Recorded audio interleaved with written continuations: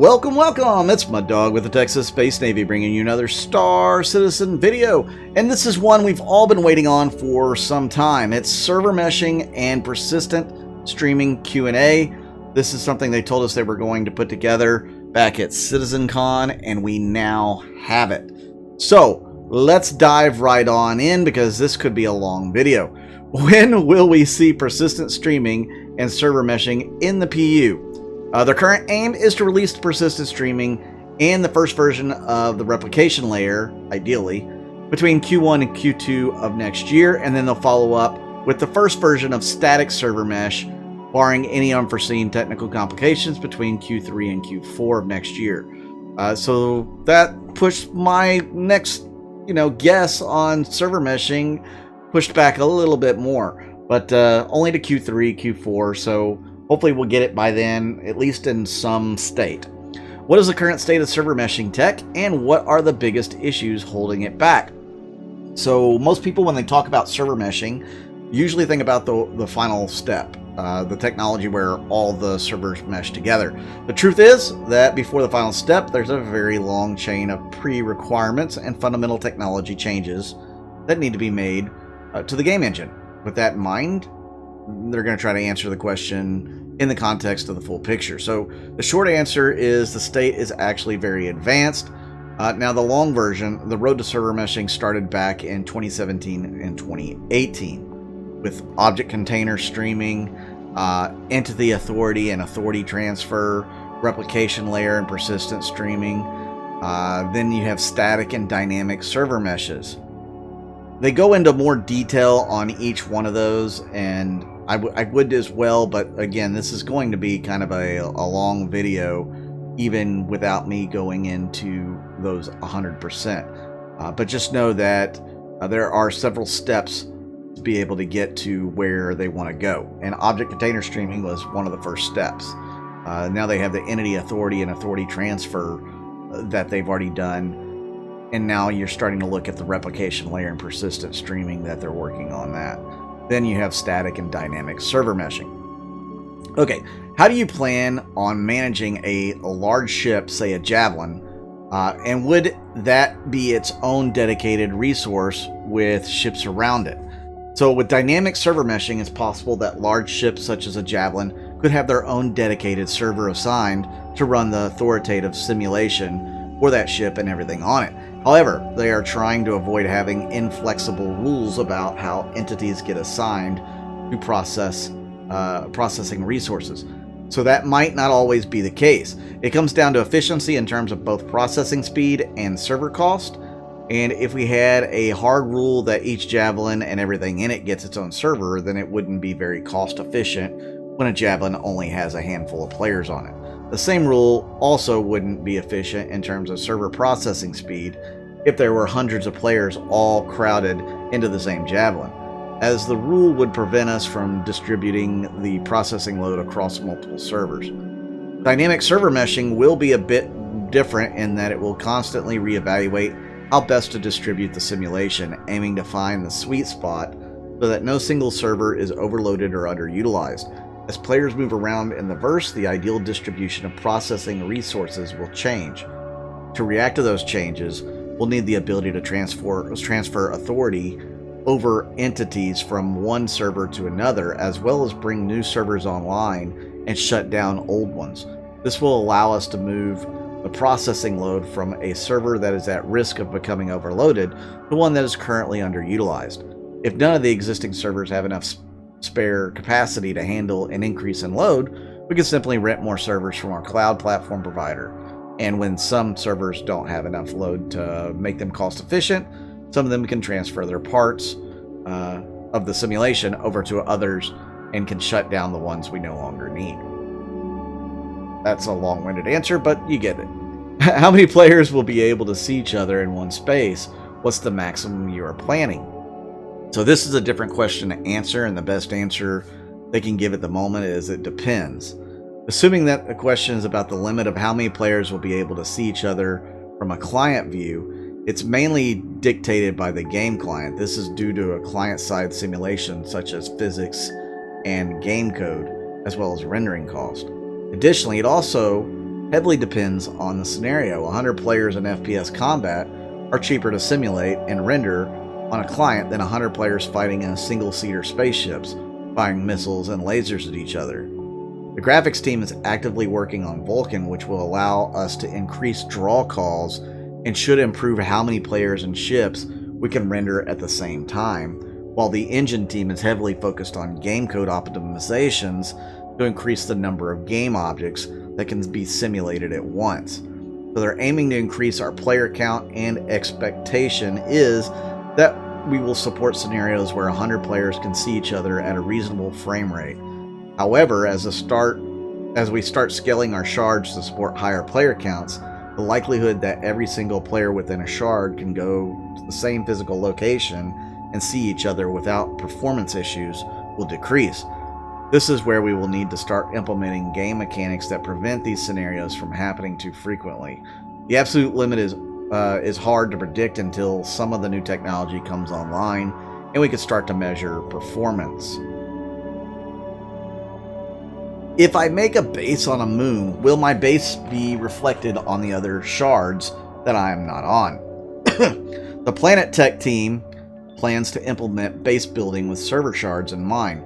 Claiming land for your base will claim this land on all shards, and we plan to replicate your base to all shards. However, only one shard will have an active version of the base, with other shards spawning a limited access read-only version of that same base. For example, a base will give full access and the ability to expand in the shard the owner currently plays on, while on other shards this base may spawn with locked doors in an immutable state. The full design is not 100% established yet and may change though. That brings other questions into how, if you're defending the base, I guess it doesn't defend on other shards. I mean, can they destroy your stuff on other shards? A lot of different things to consider there. So we definitely need to, follow up on that. If the true end goal is one single shard, or is the true end goal one single shard for all players? This is our ambition. However, giving a definitive answer is not possible at this point. We will start with many small shards per region and slowly reduce the number of shards. The first major goal will be to reduce this, only needing one single shard per region. To get there, our plan is to gradually increase player count per shard and constantly improve the backend and client tech to support more and more players. It's not just technology changes that are required to get this to goal. The new game design and game mechanics are needed too. Without mechanics to prevent every single player going to the same location, a large mega shard will be very hard to achieve, especially on the client. For example, there could be a mechanic to temporarily close a jump point to crowded locations or to create new layers for certain locations. While the backend is designed to scale horizontally, the game client runs on one single machine and is limited to a definitive number of CPU or GPU cores as well as memory. Only once we overcome these hurdles and accomplish one mega shard per region will we be able to take on the final boss, merging regional shards into one global mega shard. This comes with its own set of issues, as locality plays a big role in player experience. For example, latency between services within the same data center is much lower than latency between services that are hosted in two regionally separated data centers. And while we design the backend to support one global shard, it is an operational challenge to deploy the backend in a way that doesn't favor one group of players over another. So that's interesting. Will the economy of the universe be dependent in every shard or joined? Independent of in every shard, sorry. I think I need some sleep. Economy will be global and reflected in each shard. For example, let's take a look at shops. While each shop has a local inventory, items that are on display, shops are restocked from global inventory that are shared across all shards. If a lot of players start to buy a specific gun at Port All-Star's weapon shop, the price of that gun will rise at this shop across all shards. Eventually, the inventory for this gun will be depleted. The shops across all shards will no longer be able to restock this gun. What will prevent large groups of blues and large groups of reds ending up in echo chamber shards? Social dynamics would imply large concentrations of people that will have friends and be in orgs that are of the same interest. Will there be a solution that will ensure proper mixing of good, bad, and in between? Players will not be permanently assigned to shards, as the matchmaking system assigns a new shard for selected region on each login. Early on, this will cause a natural distribution, as we'll start with many smaller shards in parallel. As we start to scale our shards and therefore shrink the number of parallel shards, this question will become more relevant. We plan to address this with our new matchmaking system. The new matchmaking system currently in development alongside server meshing allows us to match players to shards based on multiple input parameters. Those are used to match players into shards with their friends, or where they left most of their items in open world. However, it also allows us to use more advanced parameters such as reputation and other hidden player stats that we track. This will allow us to try to ensure that every shard has a semi-diverse collection of individuals. For example, we could make sure that we don't inadvertently load a shard up with only lawful players, which might not be very fun if part of what they want to do is hunt criminal players. Will your character and ship always be in the game when you left? Will your character and ship always be in game when you left? I.e., if I logged out from my ship bed on a planet, will my ship still be there, meaning people could try to break into or destroy my ship? When an entity is unstowed in a shard, it physically exists in the shard. It exists permanently within that shard until the player stows the entity into an inventory. This can be done by picking up a gun and placing it in your backpack, or by landing a ship on a landing pad, which will then stow the ship into a specific pad inventory. Once an entity is within an inventory, it is stored in the global database and can be unstowed into any shard. This allows players to move items between shards. We also plan for a mechanic called Hero Item Stow Unstow. This will take any player-owned hero items and automatically stow them into a player-specific shard transition inventory. The automatic stow usually happens when no other players are around and the entity is streamed out. Items in this shard transition inventory will follow a player automatically, so when a player logs into a different shard, we will take entities and unstow them back into the new shard at the position where the player left them. When you land your ship on a moon and log out, the ship will stream out and automatically be stowed if no other players are around at the moment. Now, when you log into a different shard, your ship will be unstowed into the new shard. If for some reason the ship stayed in the old shard longer and got destroyed while you were logged out, you may wake up in a medbed. That does not sound like a terrific solution. How much is new content dependent on server meshing now? While server meshing will allow us to start to scale up the number of players who can play together in Star Citizen, it will also enable us to start adding new content experiences. Right now, we're focused on using this to add new star systems. Server meshing is one key technology to get jump points working in-game by allowing star systems to seamlessly move in and out of memory without the need for loading screens. Players will first see this next year when the first iteration of server meshing goes live with the introduction of Pyro. As we refine the technology and move away from static server meshing towards dynamic server meshing, designers can use this tech to have larger, more interesting areas, such as a larger settlement or large ship interior, with denser numbers of AI and player characters. Server meshing could open the doors to gameplay experiences that our designers have not even thought of yet. How much of a performance improvement can we expect? The biggest gain will be in server performance. Right now, our server performance is pretty limited due to the sheer number of entities that we have to simulate on one server.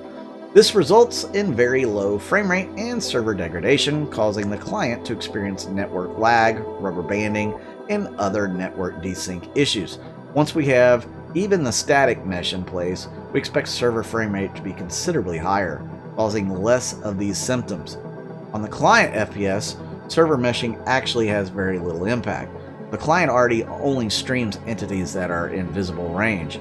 There may be some slight improvements as we can be a bit more aggressive with the range cooling on the client, as right now some objects have a bloated streaming radius for features like radar or missiles to work properly. With server meshing, we can decouple the client and server streaming radius.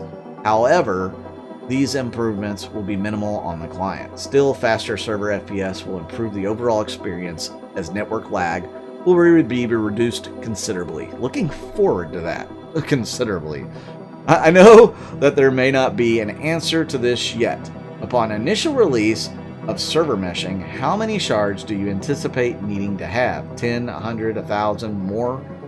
We know that the shift away from DGS means more players per area. Just not sure how many you anticipate. Short answer is that we cannot advance a number. The concept of shard is malleable part of meshing architecture, and we will only be able to tell the number of shards required once all the component pieces are in place and we plan to get there iteratively. You know, it's also going to depend on how many people are playing, right?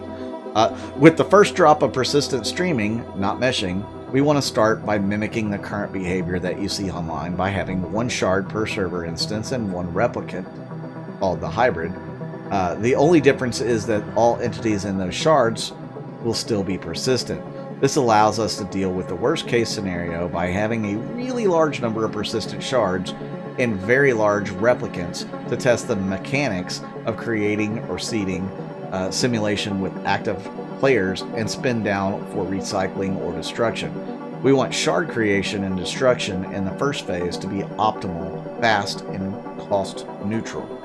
This approach has several advantages, as we can get to test shard persistence earlier and, more importantly, can measure active metrics across many shards. For example, how many entities remain in a persistent shard over time, the shard growth rate, size of the global graph, the global growth rate, how many players in a single shard database can a single shard database handle,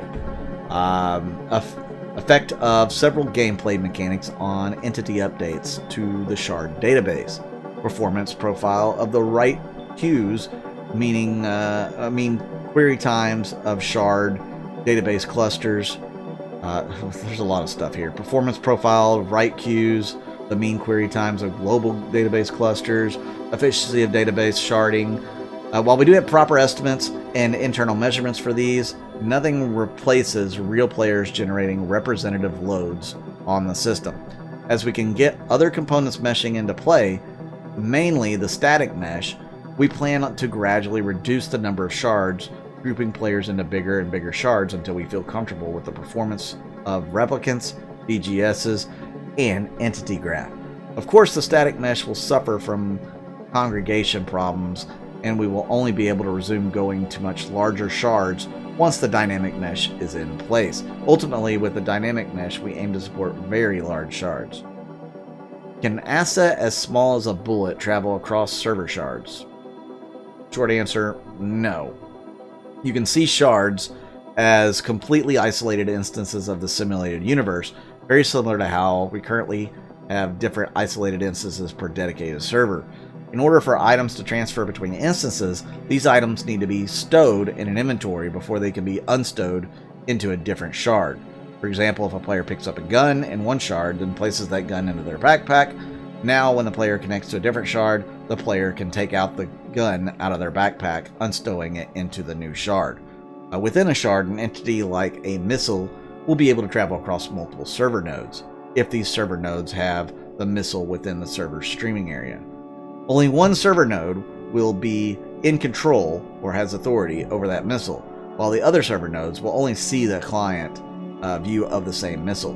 Bullets are actually spawned client-side, so a unique version of the bullet is spawned on each client and server node, which is why I use the network replicated entity like a missile in an example above. The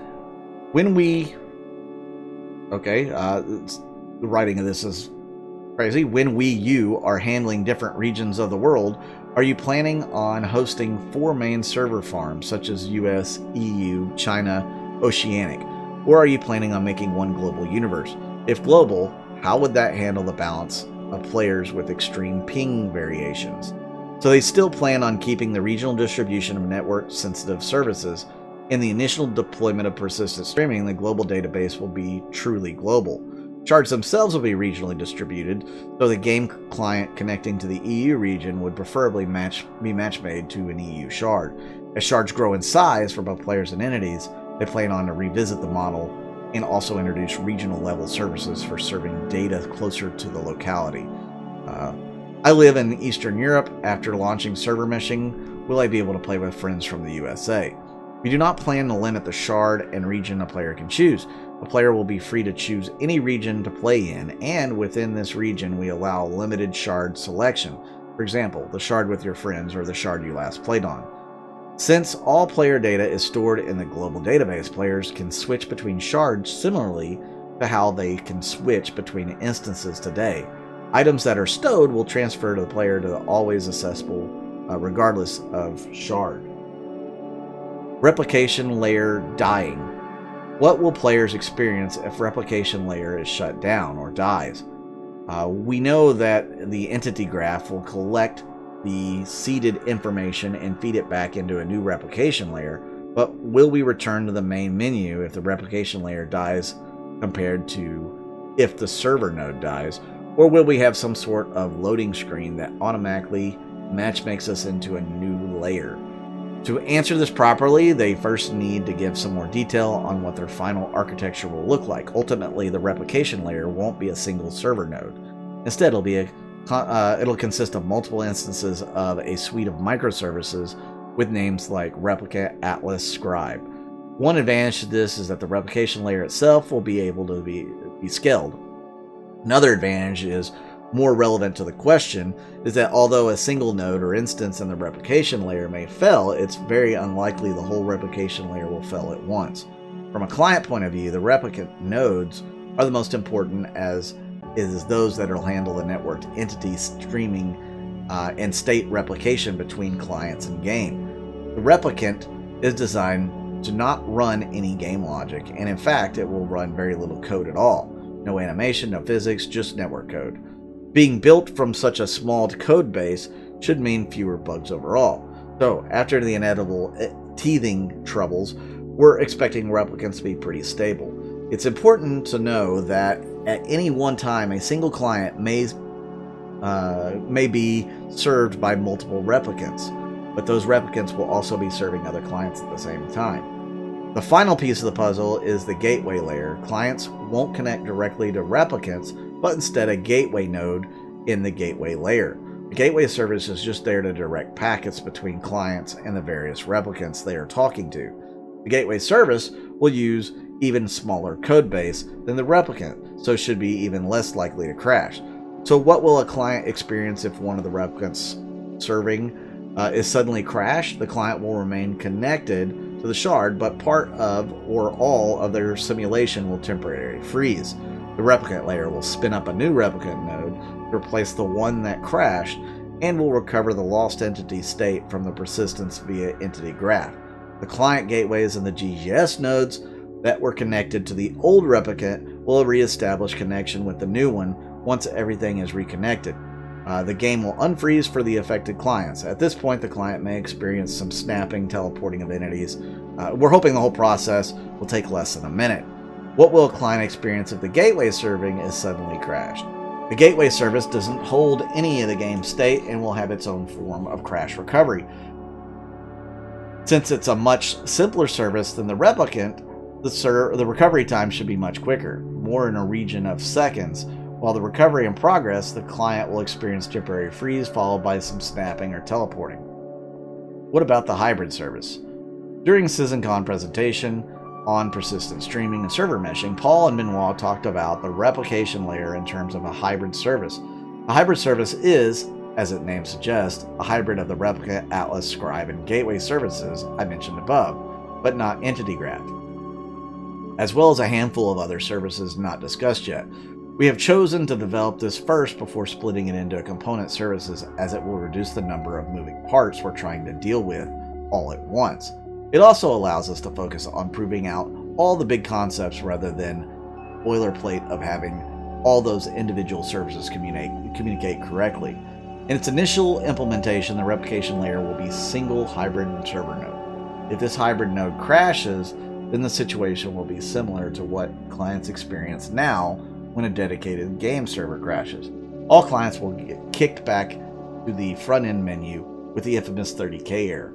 Once the replicant hybrid has started, clients will be able to rejoin the shard and continue where they left off. Hopefully they'll be able to implement it such that the clients receive an on-screen notification that the shard is available again, and single key press will match them back in the shard, similar to how it works for client crash recovery.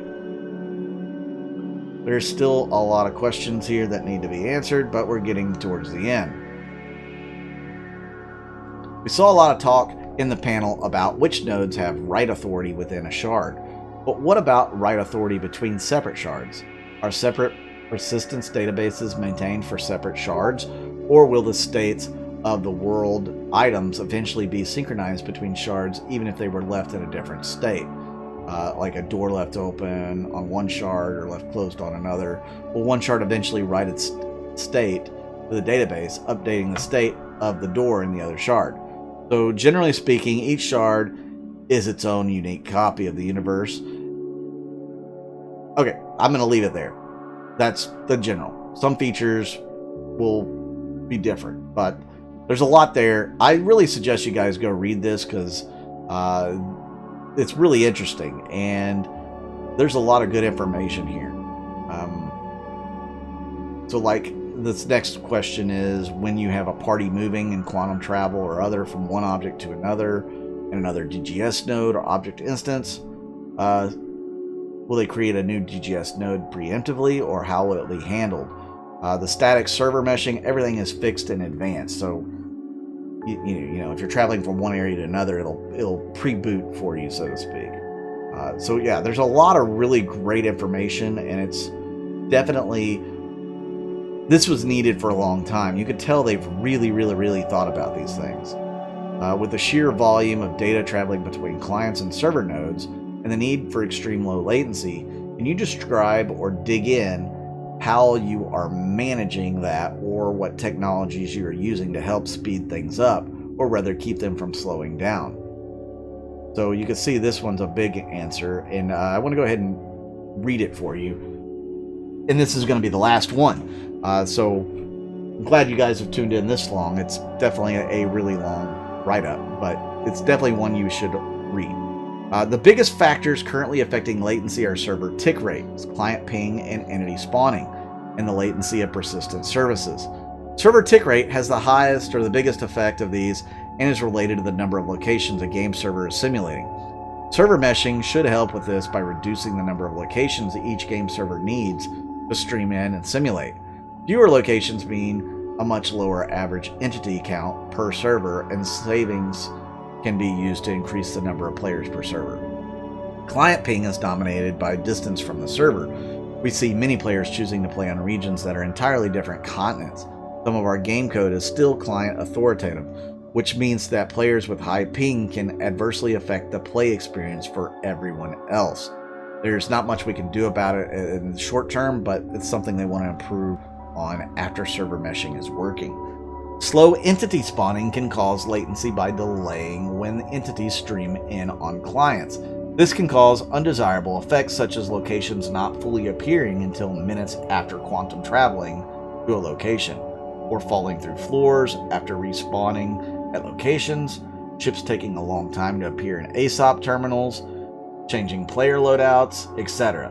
The bottlenecks with this are mostly on the server. First, entities don't get replicated to clients until they have been fully spawned on the server. Second, the server has a single spawn queue that it must process in order.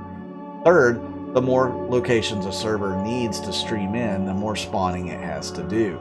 To improve things, we've modified the server spawning code to make use of parallel spawn queues. Server meshing will also help not only by cutting the load on spawn queues by reducing the number of locations a server has to stream in, but also because the replication layer replicates entities to the clients and servers simultaneously, allowing them to spawn in parallel. We're still using some of our legacy persistent services, adequate as designed but known to have performance and scalability issues under our demands. This can result in long waits when fetching persistent data from the services in order to know what to spawn, such as spawning a ship from an ASOP terminal, examining an inventory, changing a player loadout, etc. Since full persistent streaming and server meshing will both dramatically increase the amount of data we need to persist, we knew we needed to do something about this. This is why Benoit and his team at Turbulent have been completely reinventing how we will persist data in the form of Entity Graph, which is a highly scalable service built on top of a highly scalable database that is optimized for exactly the kind of data operations we perform. On top of that, we're also developing the replication layer, which acts like a highly scalable in-memory cache of the current state of all entities in a shard, eliminating the need for the majority of queries that we've been sending to the legacy persistent services. That's right, it's going to be a highly scalable service all the way down. To help eliminate any additional latency the replication layer may introduce, we're building into it event-driven rather than on tick rate like a traditional game server. That means as packets come in, it will immediately process them and send out a response or forward the information to the relevant clients and game servers. Once work on the initial version of the replication layer is complete, we'll be doing an optimization pass to make sure it's as responsive as possible. And although this is ultimately a decision for DevOps, we'll deploy them in the same data centers as the game servers themselves, so the on-the-wire network latency due to the extra hop between the replication layer and game server should be less than a millisecond. Oh, and did I mention that the replication layer will be highly scalable? That means it will detect the replication layer causing latency hotspots in particular parts of the verse. We will be able to reconfigure it to remedy the problem.